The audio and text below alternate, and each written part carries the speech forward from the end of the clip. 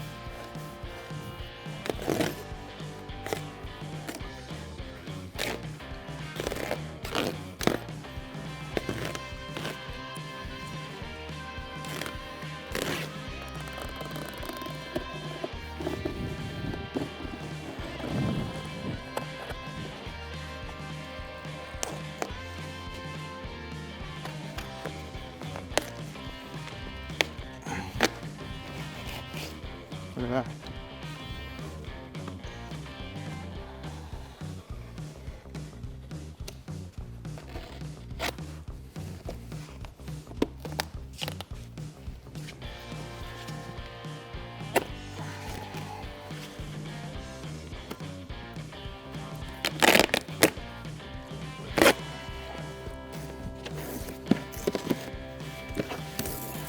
The buttons coming back. There's lots of them.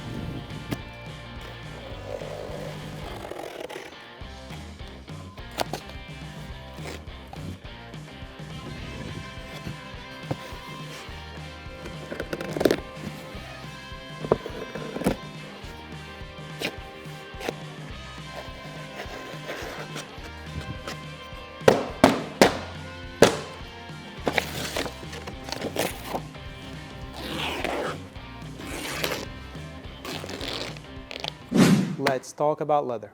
There's an insane amount of leather in this chair. As you can see, I can calculate about 60 square foot, which is a full cow hide you need to make a chair of this sort.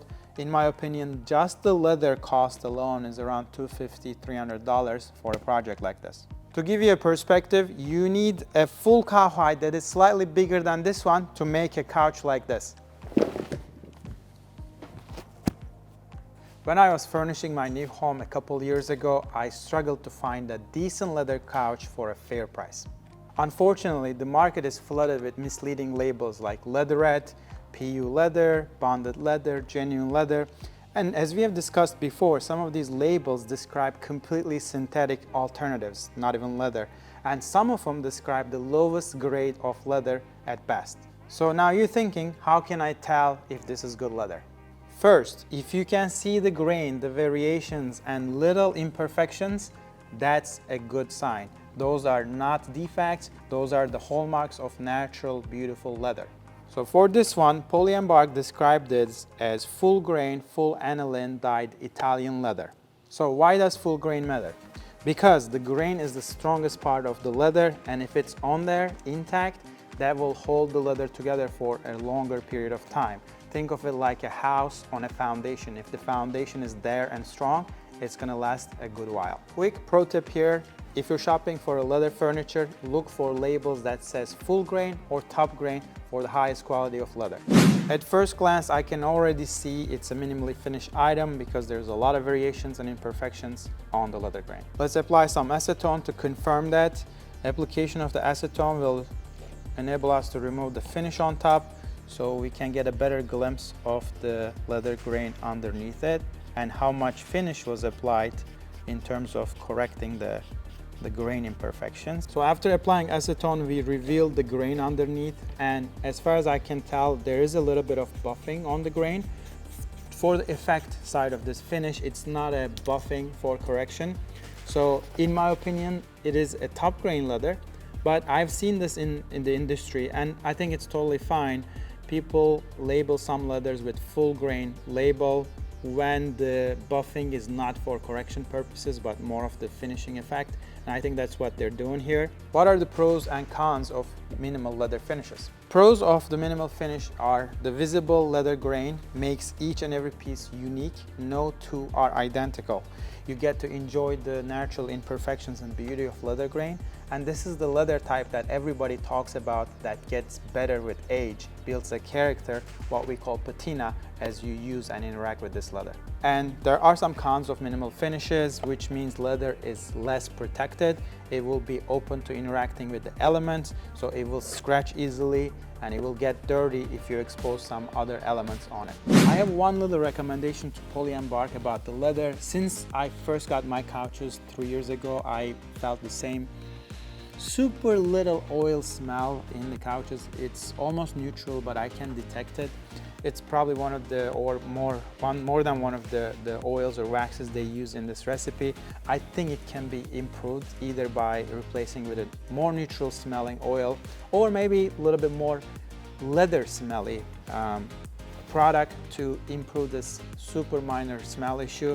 If you have furniture like this in pure aniline leather and you're curious how to maintain it, my opinion is usually you don't need to apply almost anything as long as you keep it clean and dry. But if you want to apply something to maintain the moisture in the leather, you can use pretty generic leather conditioners. I would go with natural oil-based ones.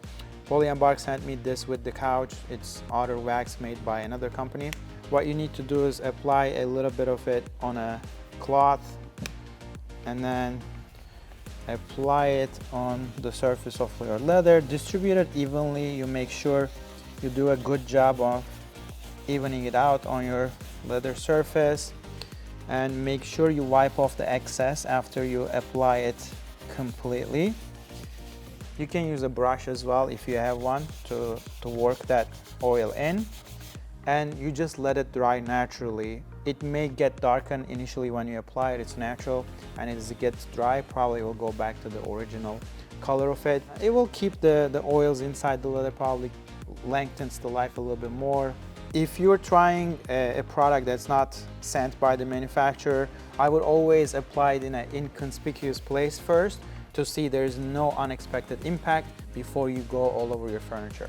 We're going to perform some tests here with common staining agents and see how the leather reacts to water, ketchup, red wine, ink, and Sharpie. Let's go with water first. I'll drop a couple of water drops. Here's some ketchup. You know, my kids eat on these couches all over the place, and this happens every day in my home. And red wine, ink, and a Sharpie. So we're gonna wipe it off now and see how leather absorbed or not absorbed and what kind of stain got onto the leather. So with minimal finish leathers, whenever you expose something on it, you wipe it off immediately with a dry, clean, soft paper, napkin, or cloth. So we left it on for just maybe a minute or two, these contaminants. Now we're wiping all the excess wine, ketchup, and the water. We're gonna try to wipe off the ink and Sharpie, but I don't see that's coming off, but let's see. I'm gonna try to wipe it off a little bit. Yeah, the Sharpie and ink doesn't come off almost at all. Because leather is open, they just absorbed it. But I want to see how the water will stain or not, how the ketchup will leave a mark, and the red wine. We wipe off the excess water, ketchup, and wine and let it dry for a second. The water mark is almost invisible, so water didn't leave a visible mark on this, which is a great sign. Ketchup, as it said, thick liquid, it didn't go in entirely. There is a mark that we can see where the ketchup was, but it's not terrible. Red wine has the biggest mark, a little color change over here. Since it's alcohol, it penetrated real quick before we can wipe off the excess. So what you need to do if you expose your couch, a minimally finished leather couch, to this kind of elements, you get a dry paper or cloth towel, you wipe off the excess, and maybe even use a moist, clean cloth to try to take off some of the absorbed part or coloration and let it dry naturally to minimize the impact you leave on your leather couch. To sum it up and not forget the most important part, the couch was really comfortable. In the past 2 weeks I used it before deconstruction. And this is not my first interaction with Poly and Bark brand. As I said, I have 2 of those couches in my home for the past 3 years, and I have 2 little kids. They put all kind of things on it. I was able to maintain it in pretty good shape, and I'm very happy with the comfort and the look they provide to me. And now, knowing that what's behind the curtain, how good of the leather, how much of the leather was used in this project, for that price, I am extremely happy with what they provide to the leather furniture community.